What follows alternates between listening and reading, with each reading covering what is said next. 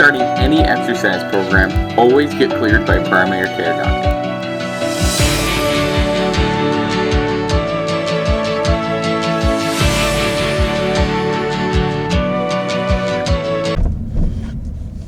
Hey there, Jed Coburn here with the Exercise Physiology Show, brought to you by YGT Fitness, because you probably won't have enough time to get to the gym today, so why not have me come to you virtually anywhere from the world. Who am I? I'm an exercise physiologist, former fat kid, former slightly overweight adult, and just an overall good filter for the internet. So, we are on episode number 54. Whoa, right? Today's topic is about health literacy and how staggering the numbers are that when a person goes to the doctor, what I mean by health literacy is this. When a person goes to the doctor, you pretty much forget everything that a doctor says. And then the information that you do remember is the topic may be right, but your execution is pretty much wrong. And they've done studies on that, okay? I took the health literacy course or a little seminar or whatever online, and 80% of people forget what they talked about with their doctor, right? That's crazy, isn't it? 80% of people forget what they talk about with their doctor. And then what you remember, is that 70% of that information of what you remember is wrong. That's another really staggering number. Whoa, right? So how do you fix that? You ask questions, okay? When you're with your primary care doctor or any doctor or whatever it is, you ask questions, and then if you don't understand it, you ask more questions. They want to help. Doctors want to help. They just don't know what you don't know, okay?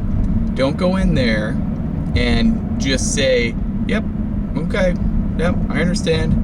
Man, it took doctors years to understand what they're telling you. And they got like 5 minutes to explain what they want to with you. So you gotta go in there with somewhat of a plan, okay? You gotta go in there with, if anything, paper, pen, a voice recorder. Your cell phone nowadays has that voice recorder on it. I'm sure they wouldn't mind talking into that while they're talking to you, so you can remember what to do. They'd probably be pretty dang impressed. I'm not outside any of this. It really, there's so much information at the doctor's office. When you hit some appointment, you either have to request your physician notes, or you just need to remember, right? And how you remember is grab whatever your method is, whether it's writing, whether it's having somebody talk into the phone, or a digital recorder, or whatever kind of recorder that you have, voice recorder. Because that is huge for you to understand. I mean, you got to think of outcome. What are your outcomes when you go to the doctor? Trying to get better, probably maintenance, or preventative measures, right? So, of course, you'd go to a specialist, aka a doctor, or a physiologist. Hello. But that's what it is figuring out what that means. So you go there, take the time, you make the appointment, you go there, and then you forget all the information, and what you do remember is you're gonna not do it right anyway. Save yourself the trouble. Just guess. You're gonna get just as good of results as that, as actually going through those motions. Think about that. So again, I guess that's the recommendation, is find a way that you can remember, or remember, if you want to call it that, the visit. Because the information is nothing. Execution is everything. Getting it done, or changing in the way the doctor recommends you to change, that is how it works. So that health literacy training was like, there was So another pretty staggering fact was 75% of malpractice lawsuits are because of miscommunication. Communication is key, no matter what. Even think about a close-knit family. Think about that. Even communication there is sometimes difficult. My family and I would say we're very, very, very close. Call and tell each other anything and hang out and do whatever, or not, and still be okay with that, and still be a tight-knit family. But even then, communication is difficult, okay? So think about that when you're going to a primary care doctor or any kind of a doctor, a specialist, rehab, surgeon, whatever it is. Communication, how are you supposed to communicate effectively? It's asking more questions. It's not just saying, yep, okay, I understand what I'm doing. Thanks for the packet. See you later. Because the packet is overwhelming. You and I both know that once we get overwhelmed, we don't do a damn thing. Sorry, but you know that. Overwhelmed, being in the state of overwhelm, equals nothing or doing nothing. Okay?